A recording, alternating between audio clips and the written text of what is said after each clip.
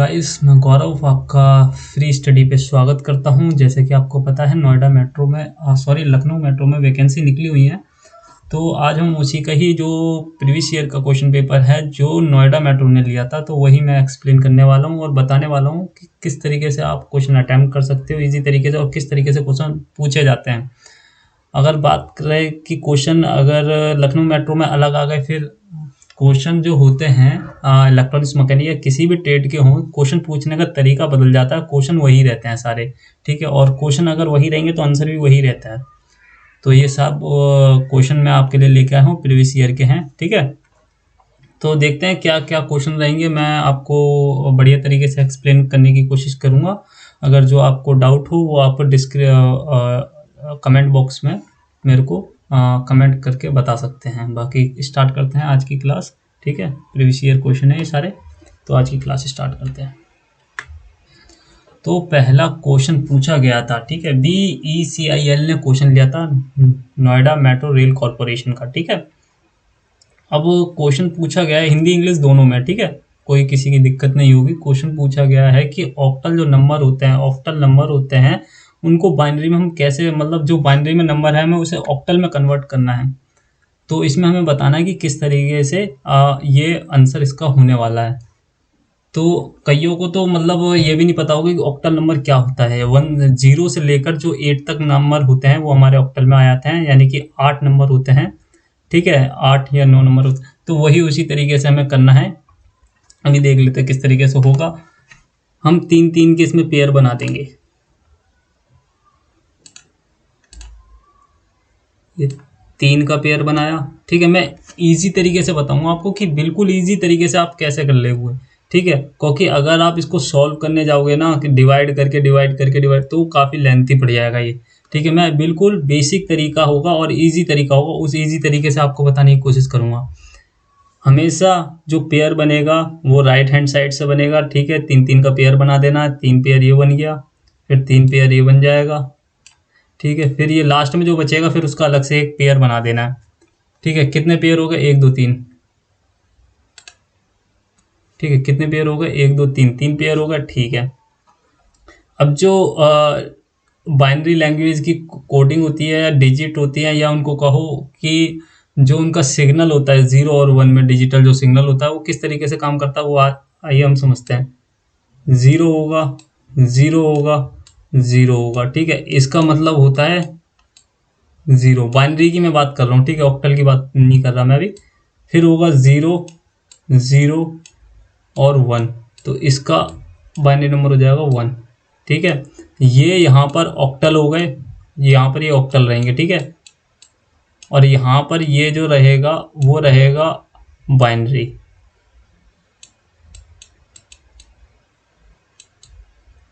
ठीक है। इसी तरीके से चलता जाएगा। 0 होगा, फिर यहाँ पर 1 होगा, फिर यहाँ पर 0 होगा, फिर यहाँ पर होगा 0, फिर यहाँ पर होगा 1, फिर होगा यहाँ पर 1। तो इसी तरीके से ये चलता जाएगा। और ठीक है, यहाँ पर 2 हो गया और यहाँ पर हो गया 3। तो इसी तरीके से चलता जाएगा। और हमको ये देखना है कि यहाँ पर जो इस तरीके से जो राउंड टेबल बनेगी, मतलब बारी बारी करके एक आगे जाता जाएगा और फिर 0 उसके पीछे जाता जाएगा। तो इस तरीके से पेयर बनते जाएंगे और यहाँ पर जो ऑक्टल है वो सीरीज चलती रहेगी, ठीक है। 3-3 का पेयर बना के करना है। तो इस तरीके से हम इजीली पता कर सकते हैं कि लास्ट डिजिट क्या रहेगी।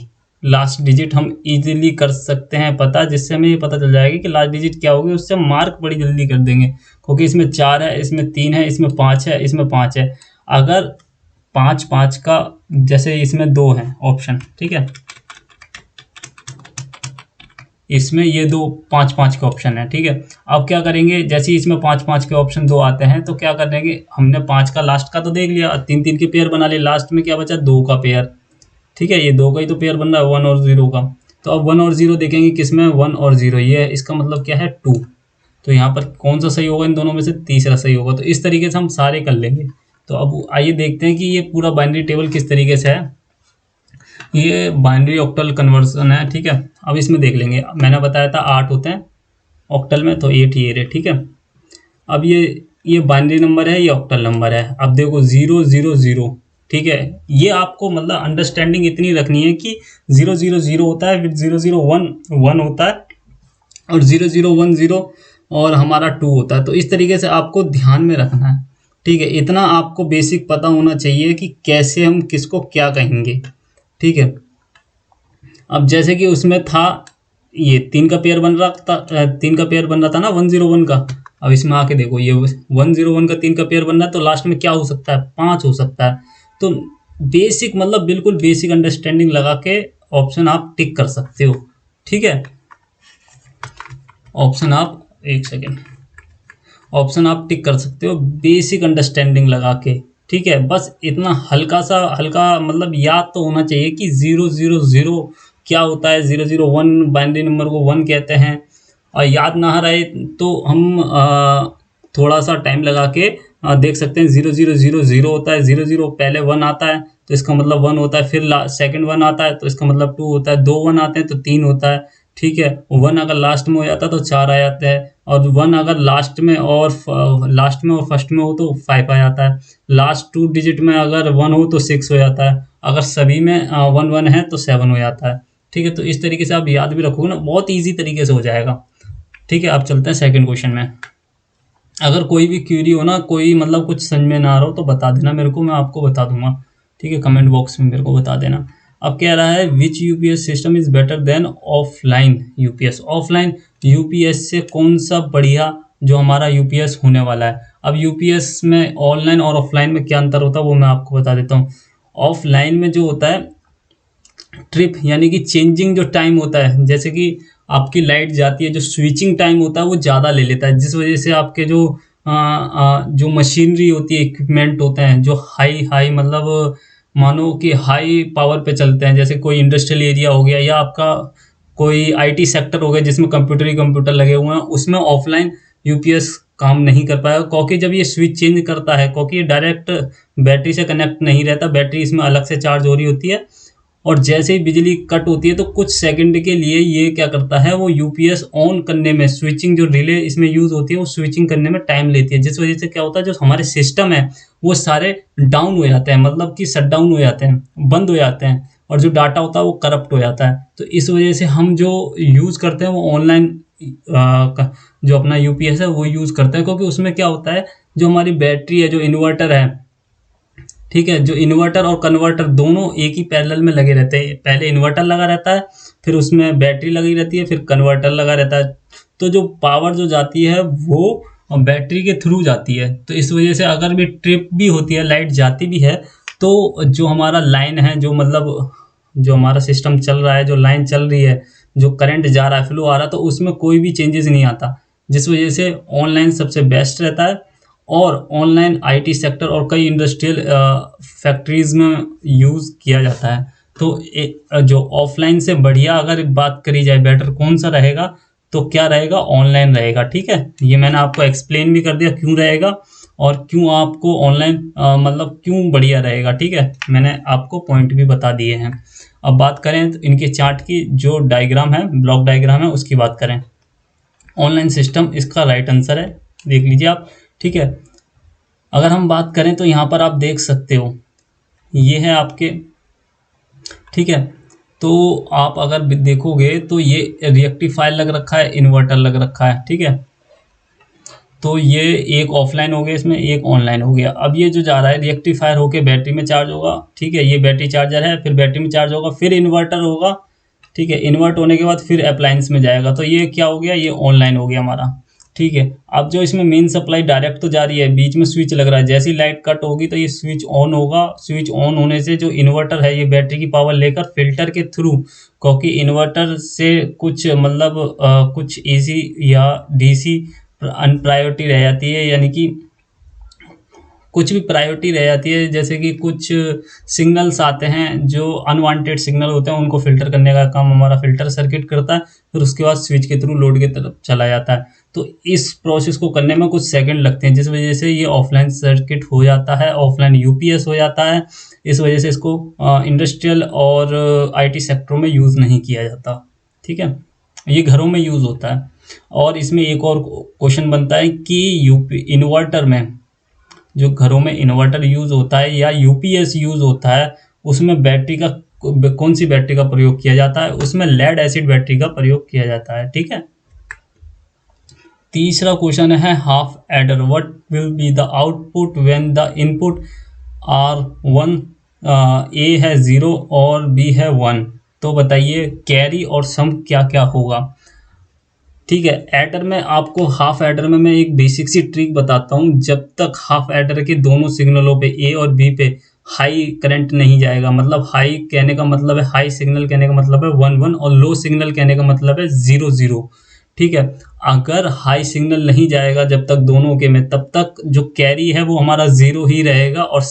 और अगर हमारा जैसे कि 0 0 दोनों ही सिग्नल 0 हैं तो सम भी हमारा 0 आ जाएगा। अगर हमारा दोनों हाई हैं, दोनों सिग्नल हाई हैं तो कैरी 1 हो जाता है, कैरी में 1 चला जाता है और जो हमारा सम होता है ये 0 होता है। बस यही दो सिचुएशन याद रखनी है। बाकी सब में क्या होगा 1 1 1 1 1 1, मतलब सम हमारा 1 1 हो जाएगा। जैसे कि 0 अगर 1 लेते हैं तो सम में हमारा 1 आ जाएगा। ठीक है। और कैरी में हमारा 0 आ जाएगा। उसी तरीके से अगर हम बात करें, ठीक है, 1 0 की, ये दोनों ही ऐसे हैं।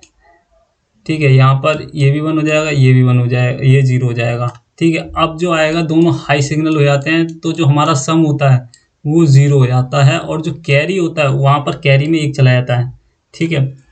बस यही एक सिचुएशन है वो जो आपको याद रखनी है। बस 0 और 0 में क्या रहेगा, दोनों ही 0 हो जाएंगे, सम भी 0 और कैरी भी 0। ठीक है। तो ये एक तरीके से बहुत इजी है, बस आपको हल्का सा अंडरस्टैंडिंग लगा के, बेसिक है ये, वो आपको समझना पड़ेगा। बाकी इसमें कुछ है नहीं। ये आपका टेबल है, इसको देख लीजिए आप कि 0 0 तो सम भी 0, कैरी भी 0, जो हमारा कैरी आउट आएगा वो भी 0 हो जाएगा। अगर इसमें लो सिग्नल है, इसमें हाई सिग्नल है तो सम भी हमारा हाई आएगा और कैरी जो हमारा लो हो जाएगा। अगर पहला हाई है और दूसरा लो है, इसमें भी सम हमारा हाई आता है। अगर दोनों ही हमारे हाई हैं तो उस केस में हमारा जो सम आता है वो 0 आता है, मतलब कि लो सिग्नल आता है, और जो कैरी आता है वो हाई सिग्नल आता है। ठीक है। ये आप देख लो, चार्ट है। ठीक है। कई ये डायग्राम भी पूछ लेता है। ये एक्सओर है। ठीक है। एक्सओर डायग्राम है, एक्सओर गेट है, एक्सओर गेट। ठीक है। ये एक्सओर गेट है, इसको याद रखना है। इसको ट्रूथ टेबल कहते हैं। ये ब्लॉक डायग्राम है हाफ एडर का। ठीक है। ये हमारा सम है, ये हमारा कैरी है। ठीक है। बाकी सारी मैंने बेसिक डिटेल्स में बता दी हैं। ठीक है। अब which diode work in a breakdown region. अब ये समझते हैं ब्रेकडाउन रीजन क्या होता है। ठीक है। और किस तरीके से ये काम करता है और किस में ये होता है। ब्रेकडाउन रीजन की बात की जाए कि एक सीमा के बाद वो ब्रेकडाउन हो जाता है, फिर वो मतलब काम करना निष्क्रिय कर देता है, काम करना बंद कर देता है।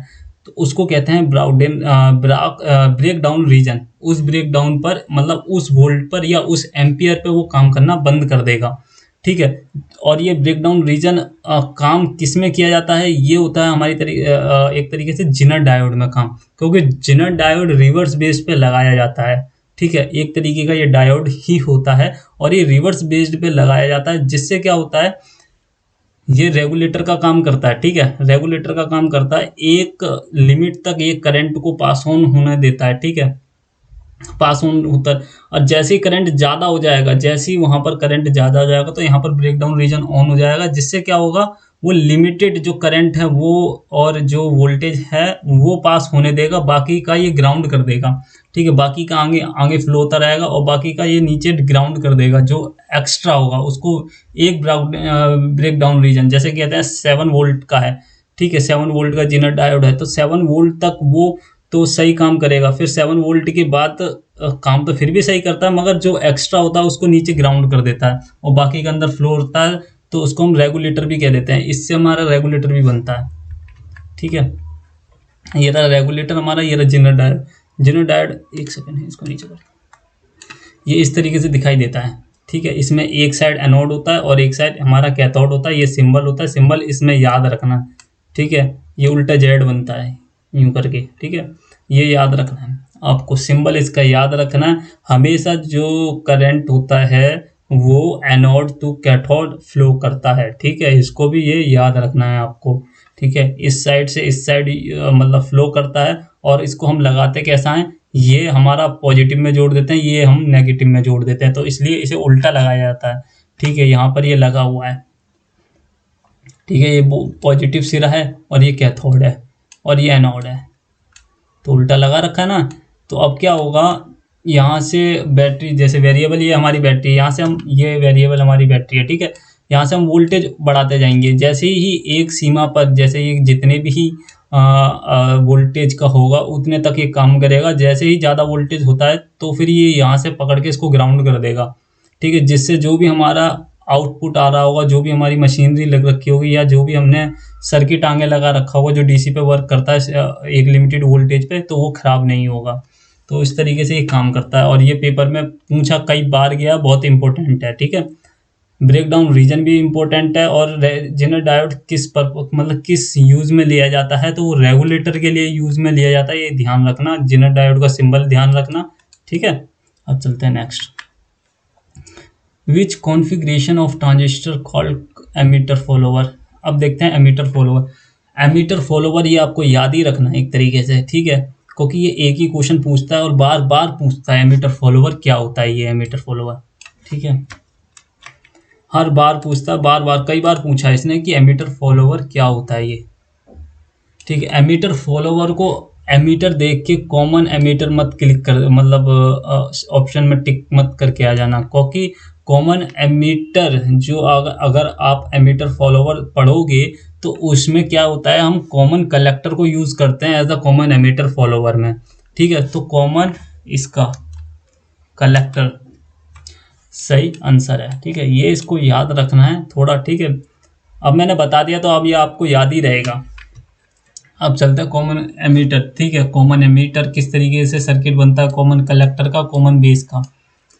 अब इसमें क्या करते हैं, जो जो भी कॉमन कॉमन लग रखा है, ठीक है, उसको हम कॉमन ही कर देते हैं, मतलब कि उसको ग्राउंड कर देते हैं। कॉमन एमीटर, एमीटर को ग्राउंड कर दिया। कॉमन एमीटर है, एमीटर को ग्राउंड कर दिया। कॉमन कलेक्टर है, ठीक है, ये कलेक्टर गया यहाँ से, ये ग्राउंड हो गया। कॉमन बेस, बेस को ग्राउंड कर दिया। ठीक है, कैस्केड, इसकी ये चैप्टर काफ़ी लंबा है, ये मैं आपको बाद में पढ़ाऊंगा। ठीक है, अब इसकी कुछ मतलब प्रॉपर्टीज हैं वो याद रखनी है, ये पूछा जाता है कई बार। ठीक है, ये प्रॉपर्टीज आपको याद रखनी है। ये याद नहीं रखनी, हाँ ये भी याद रखनी, ये आउटपुट इम्पीडेंस भी याद रखना है। ठीक है, ये याद नहीं रखनी, ये प्रॉपर्टीज याद रखनी है आपको। ठीक है, ये आप इसका स्क्रीनशॉट खींच लेना, ये प्रॉपर्टीज कई बार पेपर में पूछी गई हैं। ठीक है, वोल्टेज गेन किस में हाई होता है, कॉमन एमीटर में, कॉमन कलेक्टर में, कॉमन बेस में। ठीक है, करंट गेन किस में सबसे ज़्यादा होता है, पावर गेन किस में ज़्यादा होता है, फेस इन्वर्जन किस में होता है। और फेस इन्वर्जन का मैंने कई बार क्वेश्चन देखा है इसका। ठीक है, पेपर जब एनालाइज कर रहा था तो फेस इन्वर्जन पूछता ही पूछता है। ठीक है, 180 डिग्री का फेज इन्वर्जन होता है, तो बाकी देख लेना ये ठप। ठीक है, ये इम्पोर्टेंट है, ये इम्पोर्टेंट है भाई। ठीक है, ये इम्पोर्टेंट है, इसको याद रख लेना। बाकी चलते हैं आगे। ये है चित्र, हमें बताना है किसका है। अब मैं इसमें एक बेसिक सी ट्रिक बताता हूँ, वो आपको याद रहेगी। कभी भी ऐसा साइन देखो, ऐसा। ठीक है, ये साइन है, मैं यहाँ बना देता हूँ। ठीक है, ये आपको कईयों को पता होगा, डायोड का साइन है ना, डायोड का। ये एनोड हो गया, जिसमें ये कैथोड हो गया। ठीक है, एनोड हो गया, ये पॉजिटिव और ये नेगेटिव। ठीक है, मेरा पढ़ाने का थोड़ा, मेरा बताने का तरीका बहुत थोड़ा अलग रहता है, तो इस तरीके से आप समझोगे, एक बार समझ लोगे ना, आपके दिमाग में छप जाएगा। ये पॉजिटिव हो गया, ये नेगेटिव हो गया। अभी थोड़ी देर पहले मैंने जेनर डायोड में क्या बताया था कि जो हमारा करंट फ्लो होता है या वोल्टेज फ्लो होता है वो पॉजिटिव टू नेगेटिव होता है, मतलब यहाँ से करंट यहाँ को जाएगा। ठीक है, यहाँ से यहाँ तक जाएगा, तो इसको क्या बोलेंगे, एनोड।